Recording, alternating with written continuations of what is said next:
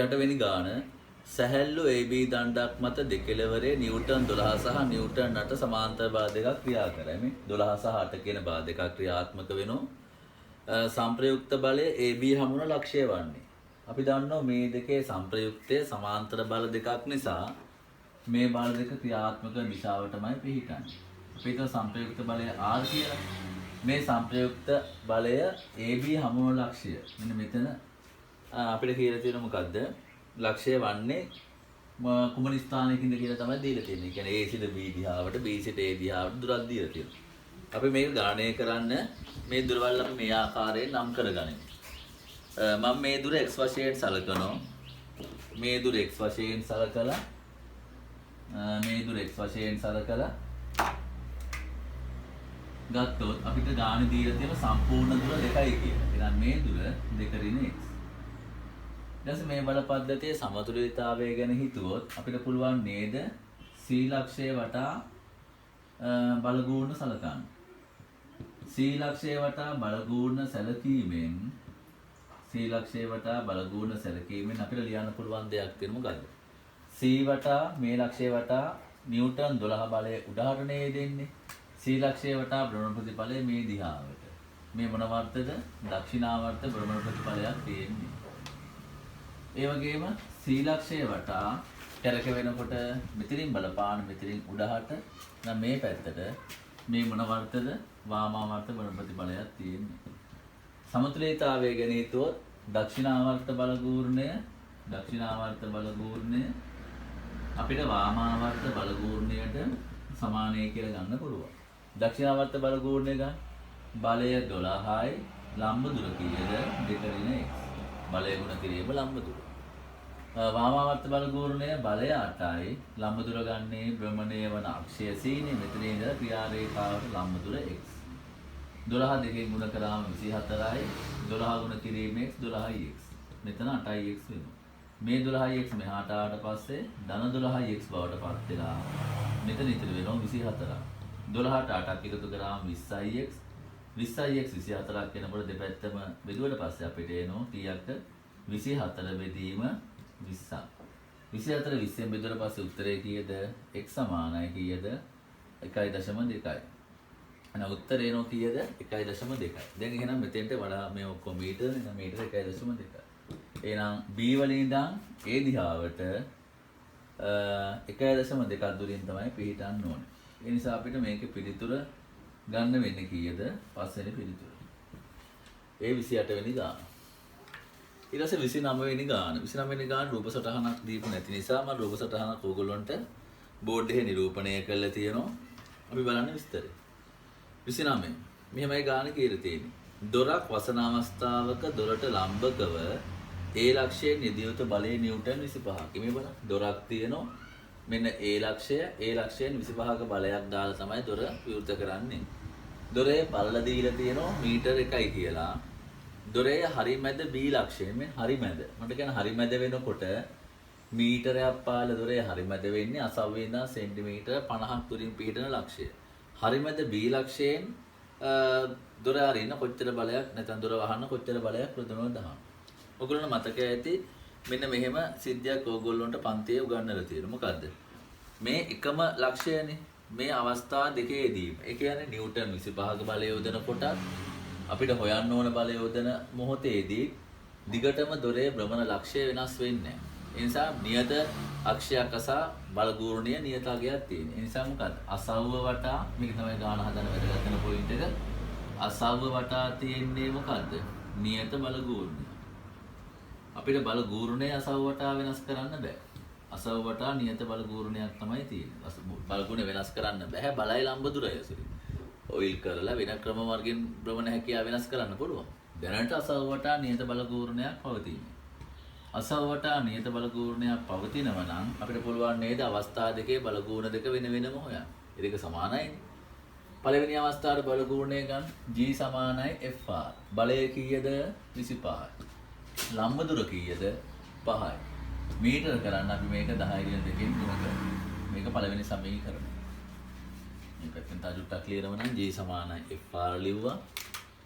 G සමානයි FR අනුව බලය කීයද? පළවෙනි අවස්ථාවේ 25යි.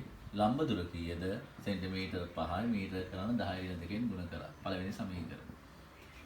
ඊට පස්සේ දෙවෙනි අවස්ථාවටත් ගත්තොත් G = Fr බලය F ලම්බ දුර වන්නේ සෙන්ටිමීටර් 50යි. 50 ගුණ කරනෝ 10 × 2. මේක දෙවෙනි සමීකරණ.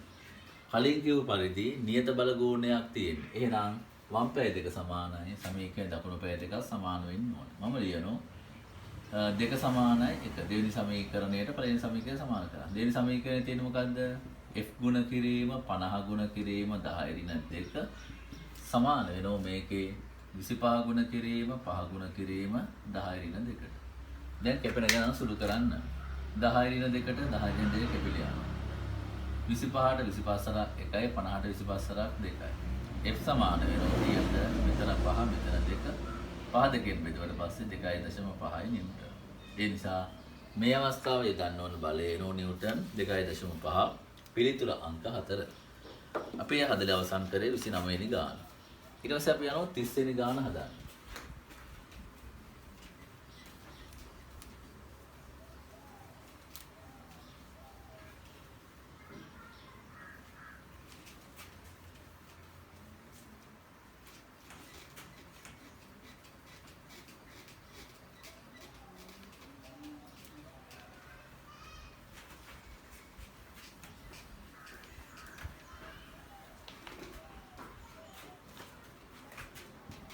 තිස්සෙනි ගාන බලන්න. මෙන්න මෙහෙම රූප සටහනක් දීලා තියෙනවා. තිරසත් එක්ක අංශක 60ක තිරසත් එක්ක නිව්ටන් 60ක බලයක් යදෙනවා. කෝණය දීලා තියෙනවා අංශක 30යි කියලා. අංශක 30යි. මේක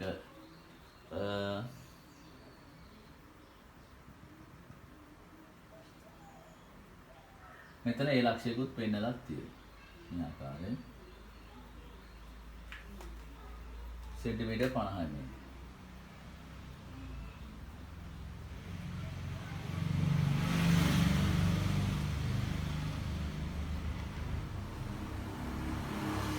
මෙතන ලක්ෂය තමයි දීලා තියෙන්නේ. ඒ ලක්ෂය කියලා. මේ ලක්ෂය A. මෙතන ලක්ෂයක් දීලා තියෙනවා A කියලා. හරි නේද? දැන් ගානෙන් මොකද්ද කියන්නේ? රූපයේ පරිදි වස්තුවක් මත නිව්ටන් 60ක බලයක් ක්‍රියා කිරීමේදී ඒ ලක්ෂය වටා එම බලයෙන් ඇති කරන ගුණයේ දිශාව හා විශාලත්වය වන්නේ නම් ඒ ලක්ෂය වටා ගුණය හරිම සරලයි. අපි දන්න ගුණය හොයන්න මොකක්ද දැනගන්න ඕනේ? G = Fr නේ. බලය ගුණ කිරීම ලම්බ දුර. බලය නිව්ටන් 60යි. මෙතන තියෙන විශේෂත්වය ලම්බ දුර දීලා නැහැ. අපි ලම්බ දුර ගන්න කොයිසට කොහාටද? භ්‍රමණය වන අක්ෂයේ සිට ක්‍රියා රේඛාවට. මේ රතු පාට රේඛාව තමයි බලයේ ක්‍රියා රේඛාව. භ්‍රමණාක්ෂය මෙතන. දැන් අපි ලම්බ දුර දීපු නැති නිසා ලම්බයක් නිර්මාණය කළා. මෙන්න ලම්බයක් නැන්ද. ලම්බයක් ඇඳීම නිසා මෙතන ඍජුකෝණී ත්‍රිකෝණයක් මෙන්න මේ ආකාරයෙන් ඕගොල්ලන්ට දකින්න හම්බ වෙනවා. මෙතන අගෝණයේ අංශක 90යි. මෙන්න මේ ආකාරයෙන් ත්‍රිකෝණී ත්‍රිකෝණයක් තියෙනවා. මේ කෝණය අංශක 30යි. මේ පාදය සෙන්ටිමීටර් 50යි. අපිට ඕනේ r නේ ලම්බ දුරනේ. මේක තමයි r. අපිට මේකට ත්‍රිකෝණමිතික අනුපාතයක් දාන්න පුළුවන් නේද? දීප කෝණයට ඉස්සරහ නිසා මේක සම්මුඛ පාදය, ඍජු කෝණයට ඉස්සරහ නිසා මේක කර්ණය. සම්මුඛ පාදයයි කර්ණය අතර සම්බන්ධය මොකද්ද? sin. අපි ලියනවා sin අංශක 30 සමානයි සම්මුඛ පාදය r කර්ණය වන්නේ 50. sin 30 කියන්නේ භාගයයි. r බෙදීම 50. r සමානයි මේ 50 මෙහාට ගිහිල්ලා 50 දෙකෙන් බෙදුවට පස්සේ සෙන්ටිමීටර් 25ක් කියනවා. ඒ නිසා මෙතන අරේ විදියට ලියන්නේ 25. හැබැයි ඒක මීටර කරන්න 10 × 2කින් ගුණ කරන්න ඕන. අයනවා අපිට එනෝ 30 වෙනි ගාන සඳහා පිළිතුර කීයක්ද? 60 ගුණ කිරීම 25 ගුණ කිරීම 10 ඍණ දෙකේ උත්තරේ බලන්න කීයක් එනවද කියලා. මේක සුළු කරන්න. 25 සරක් 0.0යි 25 සරක් 6 6 වරක් 5 30 0.3ක් විතර 6 වරක් 2 12 3යි 15යි. 10 න් දෙකෙන් ගුණ කරනවා කියලා කියන්නේ බිංදුව එකක් කැපෙනවා. අවසාන උත්තරය එනවා නිව්ටන් මීටර් 15යි කියලා. නිව්ටන් මීටර් 15යි. ඒකේ තව දෙයක් අහලා තියෙනවා. දක්ෂිනාවර්තද වාමාවර්තද? අපි ඒක බලමු.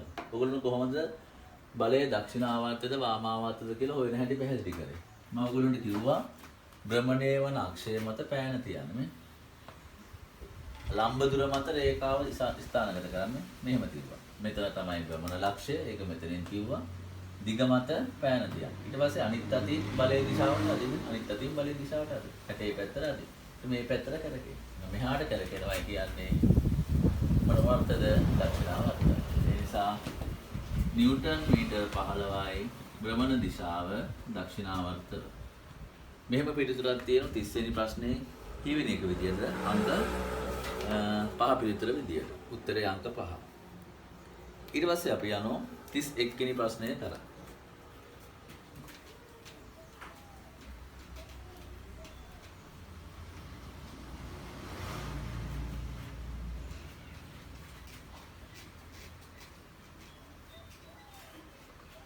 හොඳයි බලන්න 31 වෙනි ප්‍රශ්නය. 31 වෙනි ප්‍රශ්නයෙන් කියනවා මෙන්න මේ වගේ රූප සටහනක් දීලා තියෙනවා. බලය සම්බන්ධ රූප සටහනක් දීලා තියෙනවා. බලය සම්බන්ධ රූප සටහනක් දීලා මේ ආකාරයෙන් වස්තුන් දෙකක් දීලා තියෙනවා. මේක කිලෝග්‍රෑම් 5 නිසා මම මෙතනම බලය ලකුණු කරන නිව්ටන් 50යි කියලා. ස්කන්ධයේ කිලෝග්‍රෑම් 50ක් වෙනකොට බලය නිව්ටන් 50යි. මෙතන කිලෝග්‍රෑම් m ස්කන්ධයක් නිසා බර mg.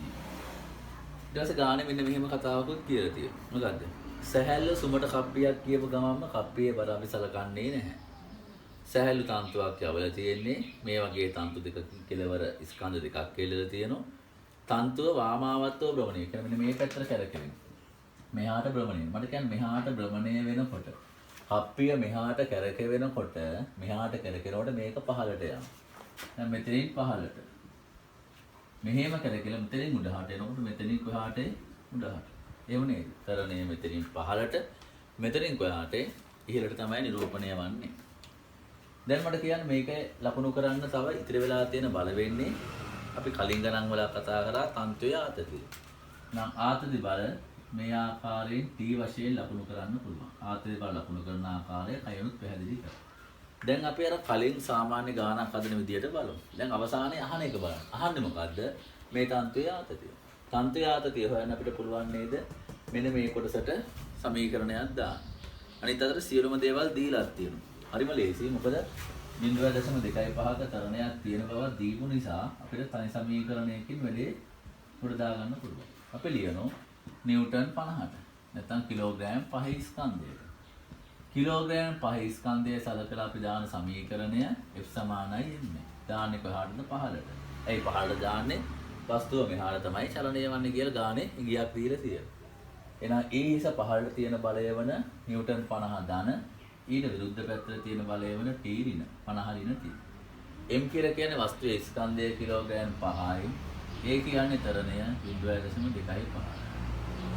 පිළිබඳ මෙතන නොදන්නා එක පදේ මේක විතරයි 50 ලියුවා මේක මේකෙන් ගුණ කරා 5 5යි 5 2 10 2 11 1.2 මෙතන තියෙන්නේ 50 ඍණ T 50 ලියුවා මේක 1.25 මෙහාට එනකොට ඍණ 1.25ක් වෙනවා මේ ඍණ T මේ පැත්තට ගියාට පස්සේ ධන T බවට පත් වෙනවා අඩු කරාට පස්සේ එනවා 48.75 උත්තරේ එනවා 48.75 නිව්ටන් පිළිතුර වෙන්නේ තුන්වෙනි පිළිතුර. ඒ හැදුවේ 31 වෙනි ගාන. ඊට පස්සේ 32 වෙනි ගාන. 32 වෙනි ගාන 32 වෙනි ගානේ කියනවා බලය පිළිබඳ බලයේ ඒකකයට සමාන ඒකකයක් නොවන්නේ. බලයේ ඒකකයට සමාන ඒකකයක් වන්නේ නැති එක තමයි අහන්නේ. ඒතකොට මේකේ අපිට බලය සම්බන්ධ සමීකරණ ටිකක් පාඩම් නම් අපිට හැම ඒකකයක්ම පහසුවෙන් අනාවරණය කරගන්න පුළුවන්. හොඳයි. මම මේ ප්‍රශ්නේ හැම පිළිතුරක්ම විවරණය කරන්නම්. පළවෙනි එකට දීලා තියෙන 32 වෙනි ප්‍රශ්න නිව්ටන්. අපි දන්නවා බලය මනින අන්තර්ජාතික ඒකකය තමයි නිව්ටන් වන්නේ. ඒ නිසා මේ ගැන ගැටලුවක් නෑ. නිව්ටන් කියලා කියන්නේ බලය මනින අන්තර්ජාතික ඒකකය. ඊට පස්සේ දෙවෙනි පිළිතුරට දීලා තියෙන්නේ PAM වර්ගය කියලා ඒකකයක්. අපි දන්නවා PAM වර්ගය. මේක ගන්නෙ කොහොමද? අපිට මතක් වෙනවා විශේෂ සමීකරණයක් P සමානයි F බෙදීම A. පීඩනය සමානයි බලය බෙදීම වර්ගඵලය. F සමානයි මේ A මෙහාට ගියාම PA වෙනවා. එහෙනම් F ඒකකය ගන්නෙ කොහොමද? බලය ඒකකය ගන්නෙ කොහොමද? P වල ඒකකය මොකද්ද? පීඩනයේ ඒකකය පැස්කල්. ඒ වල ඒකකය මොකද්ද? වර්ග මීටර. ඒ දෙක එකට සෙට් වුණාම PAM වර්ගය පැස්කල් වර්ග මීටර. එහෙනම් දෙවෙනි පිළිතුර සත්‍ය බව පේනවා. ඊට පස්සේ අපි යනවා තුන්වෙනි පිළිතුර විග්‍රහ කරන්න. තුන්වෙනි පිළිතුරේ තියෙන්නේ kg ms ඍණ 2. kg ms ඍණ 2. අපිට පුළුවන් නේද මේක සත්‍ය බව ඔප්පු කරන්න F සමානයි ma කියන සමීකරණය යොදා ගන්න. F සමානයි ma. F කියලා කියන්නේ බලය. බලය මයින් ඒකකය නිව්ටන්. දැන් නිව්ටන් සමාන වෙනවා කාටද? ස්කන්ධය මනින්නේ කාගෙන්ද? කිලෝග්‍රෑම් වලින්. ඒ වගේම තරණය මනින්නේ කාගෙන්ද? ms ඍණ 2. මේ දෙක එකට සෙට් වුණා මොකද්ද? kg ms ඍණ 2. ඒ නිසා තුන්වෙනි පිළිතුරත් වැරදි බව පේනවා. ඊට පස්සේ හතරවෙනි පිළිතුර. හතරවෙනි පිළිතුරේ දීලා තියෙන්නේ kg ms ඍණ 1. මේක අපි කවුරුත් දන්නෝ kg ms ඍණ 2 කියන්නේ බලයමයින ඒකකයක් නෙවෙයි. ගම්මිතාවයේ මනින ඒකකයේ බව. ඒක ඔප්පු කරන්න පුළුවන්. ගම්මිතාවය p නම් ගුණ මතක ඇති. බලය පාඩම ඉගෙන ගත්ත ගම්මිතාවය කියන්නේ mv ගුණිතයට. ස්කන්ධයේ ප්‍රවේගයේ ගුණිතයට. එහෙනම් m කියලා කියන්නේ කිලෝග්‍රෑම්. ස්කන්ධයේ v කියන්නේ ප්‍රවේගය ms ඍණ 1. මේ දෙක සෙට් වුණාට පස්සේ එන්නේ ගම්මිතාවයේ ඒකක. ඒ නිසා උත්තරේ වන්නේ දැන් 4 බල ඒකකයක් නැති 4. පස්සේ මේකත් අපි බලමු jm ඍණ 1 කියලා දීලා තියෙනවා. jm ඍණ 1 කොහොමද ඔප්පු කරන්නේ? අපිට මතක් වෙනවා මේ මෙන්න මේ සමීකරණය. මොකද්ද? කාර්ය සමානයි. W සමානයි කාර්ය සමානයි බලය ගුණ කිරීම විස්ථාපනය. නම් F කියන්නේ මොකද්ද? බලය සමාන වෙනවා කාර්ය බෙදන විස්ථාපනය. එතකොට දොහ බලය එනවා. නම් FV ඒකකය ගන්නේ කොහොමද? මේක ඒකකය ගන්නේ කොහොමද? W කියන්නේ කාර්යමයින අන්තර්ජාතික ඒකකය ජූල්. S කියලා කියන්නේ විස්ථාපනයක් එවත් දුරක්. දුරමයින ඒකකය මීටර. මේ මීටර උඩට ආවට පස්සේ ඍණ දර්ශකයක් වෙලා එනවා මොකද්ද? jm ඍණ 1. උත්තරේ එනවා මොකද්ද? වර්ග මීටරයට ජූල්. වර්ග මීටරයට ජූල් එනවා කීයක්ද? මේ මොකද්ද? නිව්ටන් වලට නැත්තම් බල ඒකකයට සමානයි. ඒ නිසා බල ඒකකයක් නොවන්නේ කීවෙනි පිළිතුරද? හතරවෙනි පිළිතුර. ඒ හැදුවේ අපි 32 වෙනි ගාන.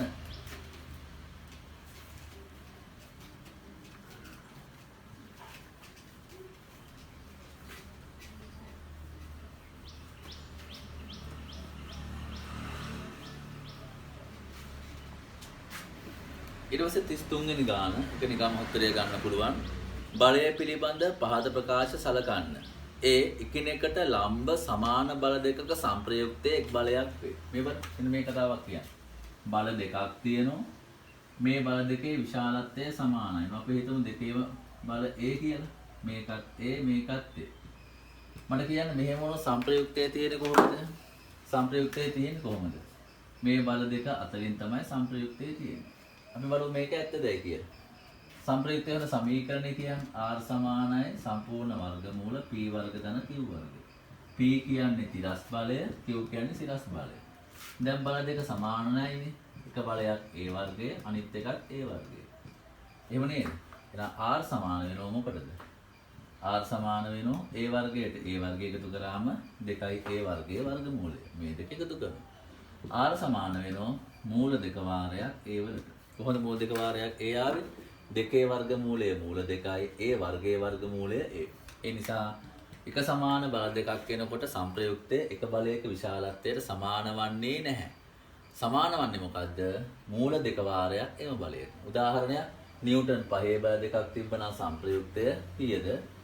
මූල 5යි මූල 2. එතන මූල 2 ගුණ කිරීම 5. නිව්ටන් 8 බල දෙකක් තිබ්බනම් මූල 2 8යි. එතන 8යි මූල 2. ඒ නිසා පළවෙනි ප්‍රකාශයේ වැරදි. ලම්බක බල දෙකේ සංප්‍රයුක්තය එක බලයකට සමාන වන්නේ නැහැ. සමාන වන්නේ මොකටද? එම බලය සමග මූල දෙකක ගුණිතයකට තමයි සමාන වන්නේ. දෙවෙනි එක. එකිනෙකට ලම්බක සමාන බල දෙකක සංප්‍රයුක්තයේ විශාලත්වය එක් බලයක සමාන වේ කියන එක කලින් වාක්‍යයමයි තියෙන්නේ වැදිලා. එහෙනම් වැරදි. ඒ වැරදි B වැරදි. C බලන්න. එකිනෙකට සමාන ප්‍රතිවිරුද්ධ බල දෙකක සංප්‍රයුක්තය ශූන්‍ය වේ. ඒක හරි නේද? මෙන්න බල දෙකක් තියෙනවා. මේ පැත්තට F මේ පැත්තට F සමානයි ප්‍රතිවිරුද්ධයි. අපි දැන් සංප්‍රයුක්තය හොයන්නේ ප්‍රතිවිරුද්ධ බල දෙක කොහොමද? එක් බලයකින් අනෙක් බලය අඩු කරනවා. සමාන ප්‍රතිවිරුද්ධ බල ක්‍රියාත්මක වෙනකොට බල දෙක අන්තරය කරාට පස්සේ එන්නේ බිඳුවයි. ඒ නිසා සංප්‍රයුක්තය ශූන්‍යයි. ඒ නිසා 32 වෙනි ප්‍රශ්නෙට උත්තරේ C පමණයි. ඒ කියන්නේ තුන්වන පිළිතුර. C පමණයි. ඊට පස්සේ අපි යනවා 34 වෙනි ප්‍රශ්නය කරා. 34 වෙනි ප්‍රශ්නය කරා බලන්න.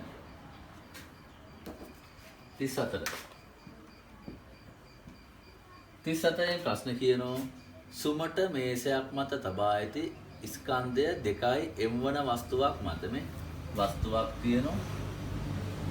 සුමට මේස තලයක් මත තියෙන්නේ ස්කන්ධය ඒකේ දෙකයි m. නිව්ටන් 3F බලයක්. එහෙනම් මේක මත යොදන නිව්ටන් 3F බලයක්. මේක මත නිව්ටන් 3F නැමැති බලයක් යොදනවා. ඒ ඇත්තන තරණය තමයි අපෙන් අහන්නේ. දැන් මට කියන්න මේක සුමට තිරස් තලයක් මත කියපු නිසා මෙහි ඝර්ෂණ බල නැහැ. අපිට නිකම්ම මේකට F සමානයි ma දාන්න පුළුවන්. මේක චලනය වන්නේ මේ දිහාවටනේ. එහෙනම් මේ දිහාවට අසන්තුලිත බලය ගන්න. මේ දිහාවට තියෙන එකම අසන්තුලිත බලය 3F. ඝර්ෂණ බල නැහැනේ. m කියන්නේ 2m. අපෙන් අහන්නේ තරණය නේද? ඒ නිසා අපිට මෙහෙම ලියන්න පුළුවන්. 3F ලියලා මේ 2m මෙහාට ආවට පස්සේ බෙදීම 2m බවට පත් වෙලා ඒවල වටිනාකම වෙනවා 3F බෙදීම 2m වලට. ඒ නිසා 34ට උත්තරේ කීයද? 4 වෙනි එක. ඊට පස්සේ 35 වෙනි ගාන.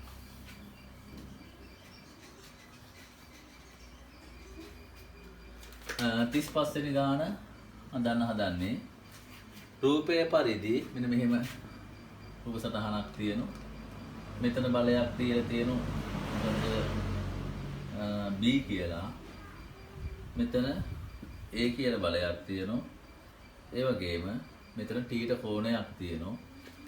විශේෂ වශයෙන් දීලා තියෙනවා මොකද්ද? මෙතන Q කියලා. මේ පැත්ත P කියලා මේ පැත්ත Q. සම්මත නම් අපි අනිත් පැත්තට ලියන්නේ ගාන දීලා තියෙන හැබැයි මෙහෙමයි. නම් ගානේ හදන විදිහට හදන්න ඕනේ. දැන් බලමු මොකක්ද ඒ ගානින් කියන්නේ කියලා. රූපයේ පරිදි OA හා OB ඔස්සේ එකිනෙකට θ කෝණයකින් ආනතු. මෙන්න OA දිශාව මෙන්න OB දිශාව θ කෝණයකින් ආනත වෙලා PQ කියලා බාල් දෙකක් ක්‍රියාත්මක කරනවා. මේ පැත්තට P බලයක් ක්‍රියාත්මක වෙනවා. මේ පැත්තට Q බලයක් ක්‍රියාත්මක කරනවා කියන එකනේ මේ කියන්නේ. අපෙන් අහනවා OA දිශාව ඔස්සේ මෙන්න මෙතනනේ O තියෙන්නේ.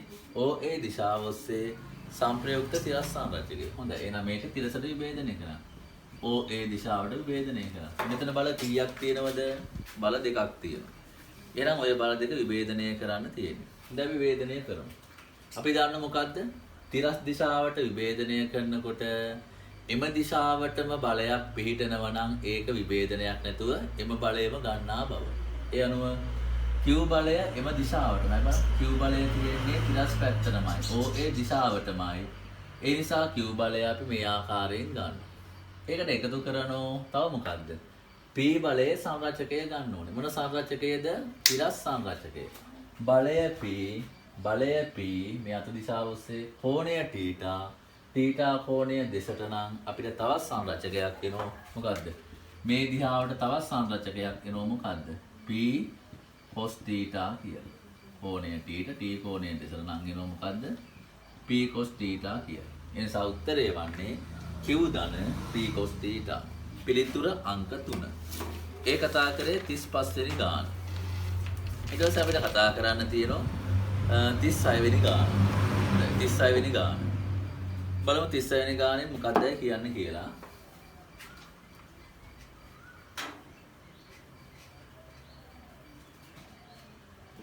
වෙනි ගාන. මෙන්න මෙහෙම කියනවා රූප සටහනක් දීලා තියෙන ඉස්සෙල්ලම මේ ආකාරයෙන් මෙන්න රූප සටහන.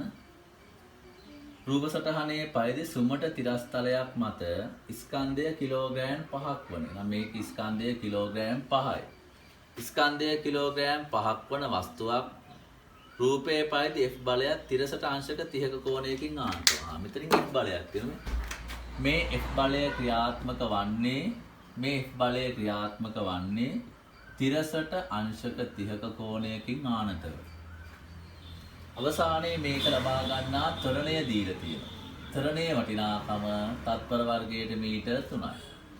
3ක ත්වරණයක් ලබා ගන්නවලු අපෙන් අහනෝ F බලයේ විශාලත්වය කොපමණද කියලා. දැන් ගානේ කියලා තියෙනනේ මේ වස්තුව තිරස් චලිතයක් යෙදෙන්නේ. තිරස් චලිතයක් යෙදෙනවා නම් F නැමැති බලයේ තිරස් චලිතය සඳහා දායක වන්නේ තිරස් සංරචකය නේද? අපි ඉස්සෙල්ලා බල විභේදනයක් කරන් ඉන්නේ. බලය මොකද්ද? F.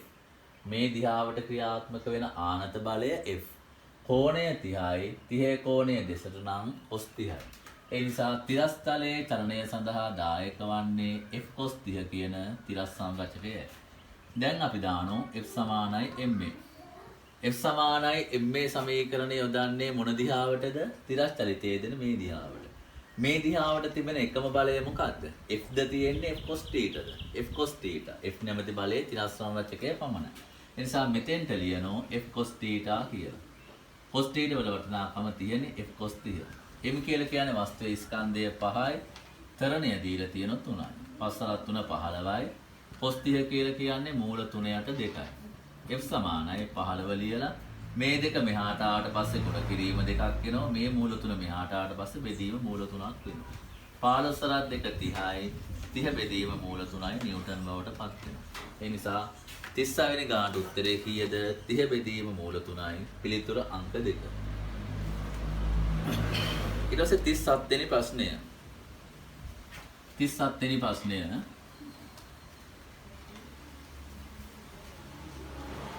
37 වෙනි ප්‍රශ්නයෙන් කියනවා පහත රූපයේ පරිදි එකිනෙකට ලම්බකව ක්‍රියා කර නිව්ටන් 8 සහ නිව්ටන් 6 බල දෙකේ විශාලත්වය හා දිශාව අහන්නේ. අපි දන්නෝ මෙතන කලිනුත් ඒ වගේ ගානක් හැදුවා. එකම වෙනස මොකද්ද? මේ බලය නිව්ටන් 8යි මේ බලය නිව්ටන් 6යි කියලා දීලා තියෙනවා. අපි දන්නවා එකිනෙකට ලම්බකව ක්‍රියාත්මක වෙන බල දෙක සංප්‍රයුක්තය වන්නේ r සමානයි සම්පූර්ණ වර්ගමූල p වර්ග ධන q වර්ග. පදාදේශ කරන්න තියෙන p කියන්නේ 8 නම් 8 වර්ගය, q කියන්නේ 6 නම් 6 වර්ගය. 8 වර්ගය 64යි, 6 වර්ගය 36යි, එකතු කරාම මූල 100යි, 100 වර්ගමූලය 10යි. මේව හදන්න අවශ්‍ය නැහැ MCQ නිසා. එකිනෙකට ලම්බක නම් පයිතගරස් ත්‍රිකයක් එන්නේ 8 6 කර්ණය කීයද 10යි. කර්ණයේ වටිනාකම තමයි සංප්‍රයුක්තයට සමාන වන්නේ. ඊට පස්සේ අපි දන්න මේ වගේ ගානක දිශාව වෙන හැටි සම්මත සූත්‍රය තමයි tan θ සමානයි q බෙදීම p.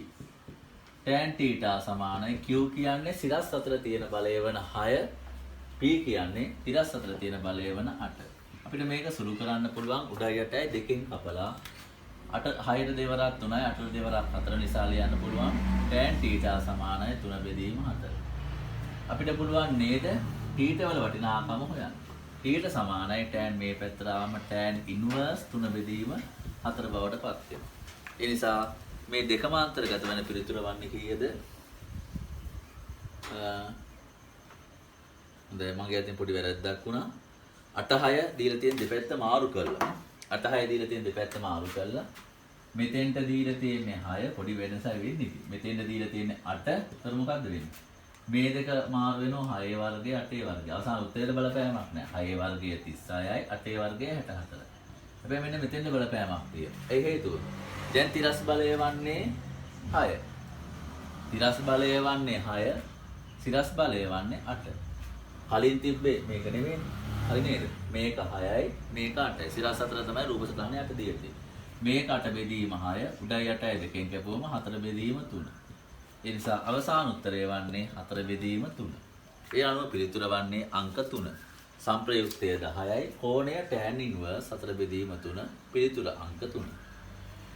ඊට පස්සේ අපි යනවා 38 වෙනි ගාන කරා.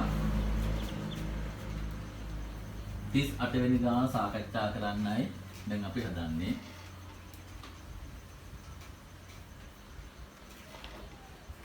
බලන්න 38 වෙනි ගාන. 38 වෙනි ගාන. මෙන්න මේ විදිහට රූප සටහනක් දීලා තියෙනවා. මේ රූප සටහන මත බල දෙකක් ක්‍රියාත්මක වෙන ආකාරය පෙන්වලා තියෙනවා. මොකද්ද? එක බලයක් නිව්ටන් 20යි, අනිත් බලය නිව්ටන් 5යි. ඒ වගේම ඊට ප්‍රතිවිරුද්ධ දිශාවට නිව්ටන් 10ක බලයක් නිරූපණය කරලා තියෙනවා. නම් බල තුනක් ක්‍රියාත්මක වෙනවා. ස්කන්ධය දීලා තියෙනවා කිලෝග්‍රෑම් 5යි කියලා. අහන්නේ වස්තුවේ තරණය. ඉතින්ලා අපි මේකේ සංප්‍රයුක්තය හොයමු. මොකද කියන සංප්‍රයුක්තය මේ බල දෙක වෙනුවට යොදන්න පුළුවන් තනි බලය සමාන්තරව බල දෙකක් වෙනකොට බල දෙක එකතුවට සමානයි. නිව්ටන් 25. මේ පැත්තේ තියෙන බලය කීයද? නිව්ටන් 10යි. ඊට පස්සේ අපිට මේ රූප සටහන අඳින්න පුළුවන් කොහොමද? එකම ක්‍රියා රේඛාවේ ප්‍රතිවිරුද්ධ දිශාවට ක්‍රියාත්මක කරන බල දෙක සංප්‍රයුක්තය බල දෙකේ අන්තරයට සමානයි. 25න් 10ක් අඩු කරාට පස්සේ කීයක් එනවද? 15ක් එනවා. මෙතන ගන්නේ කොහොමද? 25 ඍණ 10 සමානයි 15යි. 25 කියන්නේ වැඩි බලයේ දිශාව නිසා අවසාන සම්ප්‍රයුක්තිය තියෙන වැඩි බලයේ දිශාව. දැන් ඉතින් මෙච්චරයි සිද්ධිය. මෙන්න මේ වස්තුවක් තියෙනවා. දාන්න F සමානයි m මේ සමීකරණ.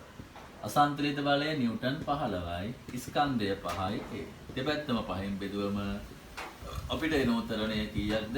තත්පර වර්ගයට මීටර් 3ක්. ඒ නිසා 38ට උත්තරේ 3යි. ඊට පස්සේ යනවා 39 වෙනි ගාන හදන්න. 39.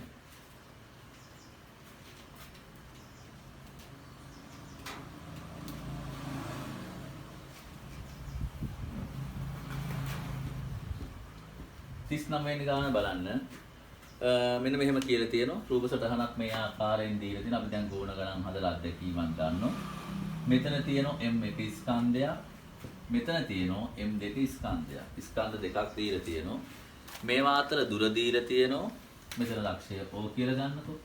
මේ දිග x ලෙසත් මේ දිග y ලෙසත් අරගන්න කියලා තියෙනවා. අපෙන් අහන මොකද්ද?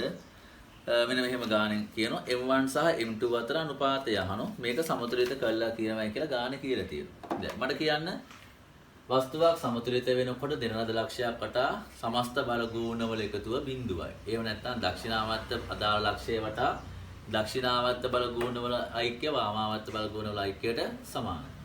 අපි දන්න මෙතන තමයි ගුණ ගන්න ලක්ෂය. ඕ ලක්ෂය. මේ වස්තුව විතරක් තිබ්බොත් මෙතනින් පල්ලෙහාට ක්‍රියාත්මක වෙනවා බර m1g. ස්කන්ධය ගුණ කිරීම ගුරුත්ව ධර්ම. මෙතනත් ওই විදිහට m2g කියලා බල දෙකක් ක්‍රියාත්මක වෙනවා. දැන් මට කියන්න ඕ ලක්ෂය වටා මේ බරින් ක්‍රියාත්මක වනෝ මෙන්න මේ දිහාවට බල ගුණය. ඒවත් වාමාවර්ත දිහාවට බල ගුණය. ඔය ශෛලියටම ඕ ලක්ෂය වටා මේ ස්කන්ධය මගින් මෙතන වටා මෙතන වටා මෙහාට තියෙනවා. මේක මොන ගුණයක්ද? දක්ෂිනාවර්ත බල ගුණය. සමතුලිත නම් වාමාවර්ත බලගූර්ණය දක්ෂිනාවර්ත බලගූර්ණයට සමාන වෙනවා. දක්ෂිනාවර්ත බලගූර්ණයට සමාන වෙනවා. වාමාවර්ත බලගූර්ණය බලය මොකද්ද? m1g ඒක ගුණ කරනෝ ලම්බ දුර. භ්‍රමණය වන අක්ෂයේ සිට ක්‍රියා රේඛාවට ලම්බ දුර වන්නේ x. ඔය ශෛලියටම දක්ෂිනාවර්ත බලගූර්ණය බලය වන්නේ m2g ලම්බ දුර වන්නේ භ්‍රමණය වන අක්ෂයේ සිට ක්‍රියා රේඛාවට දුර y. සුළු කරොත් මොකක් වෙනවද? මේ g ට මේ g කැපිලා යනවා. අපෙන් අහන්නේ m1 බෙදීම m2 අනුපාතය කීයද කියලා. එහෙනම් මේ පැත්තේ m1 තියෙද්දි මේ m2 මෙහාට ගියාම බෙදීම m2 බවට පත් වෙනවා. මෙතන ඉතුරු වෙනවා y. මේ x මෙහාට ආවට පස්සේ බෙදීම x වෙනවා. ඒ නිසා උත්තරේ එනවා y බෙදීම x. y බෙදීම x කියලා කියන්නේ පිළිතුර අංක 4. ඊට පස්සේ අපි යනවා 40 වෙනි ගාන කරා.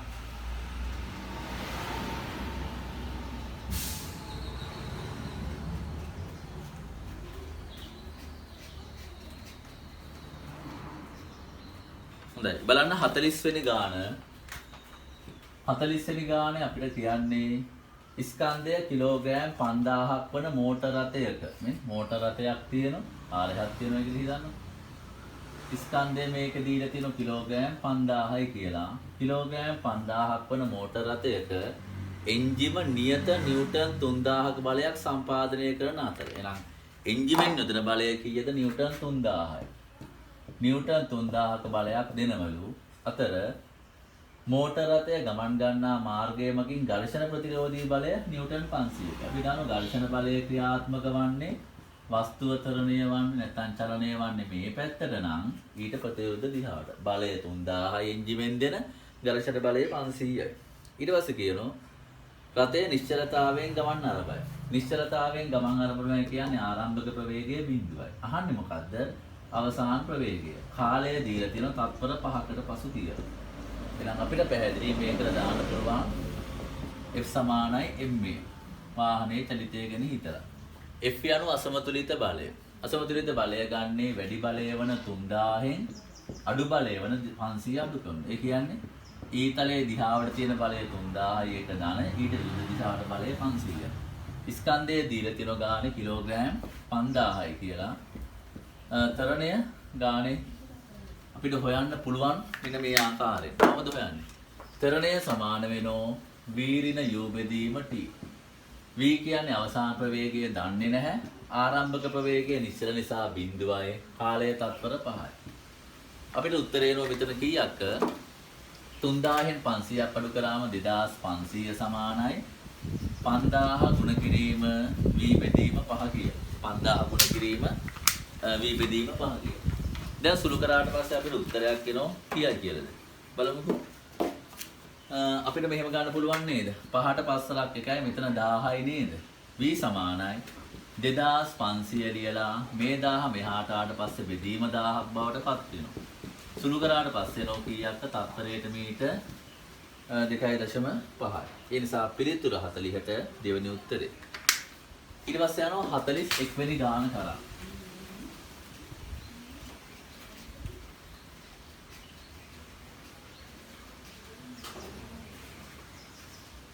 හතලිස් එක්වෙනි ගාන තෝරන්න හදන්නේ බලන්න 41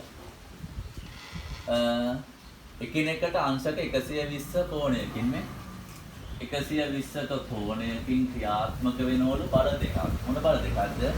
ආනත p විශාලත්වයෙන් බල දෙකක්. එහෙනම් මේ බලයත් p මේ බලයත් p. p විශාලත්වයෙන් බල දෙකක් ක්‍රියා කරනකොට සංප්‍රයුක්ත විශාලත්වය අහන්නේ.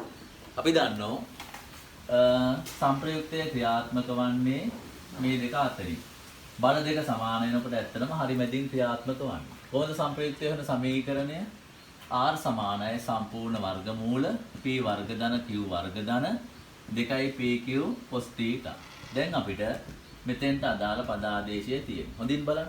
තිරස් අතර සම්මත බලය p, සිරස් අතර සම්මත බලය q. හැබැයි මෙතන විශේෂත්වයේ p බලයයි q බලයයි කියන දෙකම p වශයෙන් දක්වනු කළ තියෙනවා. ඒ නිසා p වෙනුවටත් ලියන්නේ p වර්ගය, q වෙනුවටත් ලියන්නේ p වර්ගය. හේතුව බල දෙක එකිනෙකට සමානයි.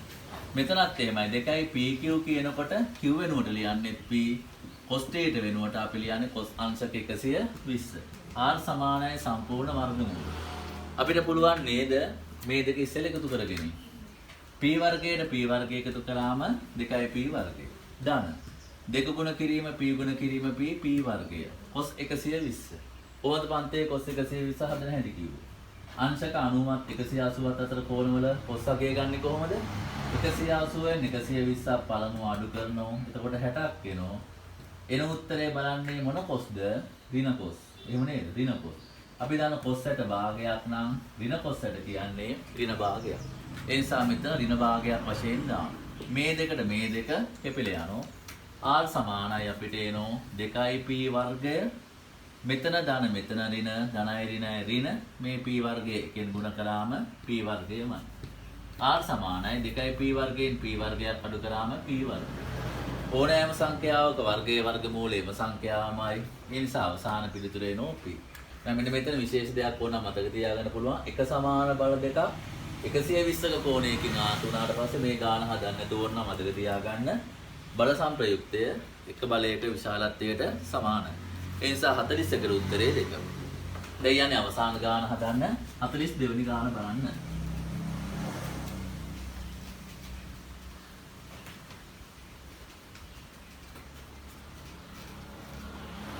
42 වෙනි ගානේ දොරක් දීලා තියෙනවා. දැන් දොරවල ගණන් සෑහෙන හැදුව ගූර්ණවල දොරක් දීලා තියෙනවා. අපෙන් අහනවා දොරේ ලක්ෂ කිහිපයක් දීලා මම අදාළ දේ කියන්න. රූපයේ දැක්වෙන්නේ ළමයෙක් දොරක් විවෘත කිරීම සඳහා ලම්බව බලයෙන් යොදන අවස්ථා සහ ස්ථාන වේ.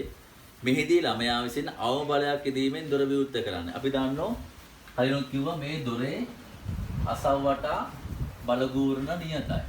බලගූර්ණය නියතයි. එහෙනම් බලගූර්ණය නියත නම් අපිට වෙනස් කරන්න පුළුවන් වෙන්නේ මොනවද?